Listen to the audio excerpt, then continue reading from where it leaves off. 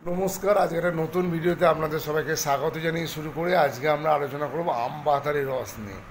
আমবাতারি রস সাধারণত আমবাত বলা হয় রিউমাটয়েড আর্থ্রাইটিসকে, তাই আমবাতারি রস রিউমাটয়েড আর্থ্রাইটিসের ক্ষেত্রে ইউজ করা হয়। এটা সাধারণত রিউমাটয়েড আর্থ্রাইটিসের যে ব্যথা, ফোলা এবং রিউমাটয়েড আর্থ্রাইটিসের যে জয়েন্টের কাটিলেজ যে ড্যামেজ হয় সেই ক্ষেত্রে এটা মেনলি ইউজ করা হয়।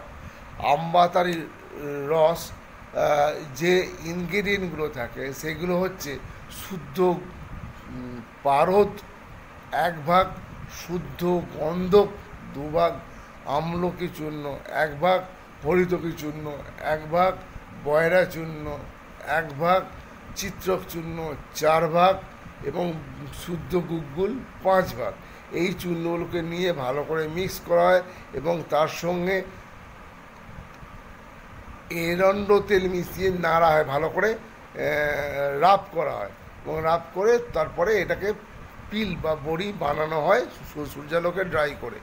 এবং এর যে ডোজ সাধারণত ইউজ করা হয় মেনলি 750 mg করে ইউজ করা হয় এবং দিনে 2 বার ইউজ করা হয় খাওয়া দাওয়ার পরে।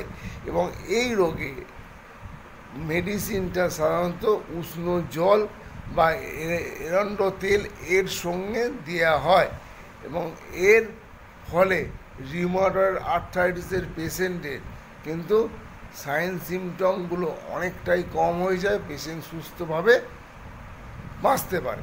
আশা করি ভিডিওটা আপনাদের পক্ষে হেল্পফুল এবং ইনফরমেটিভ লাগবে আপনাদের।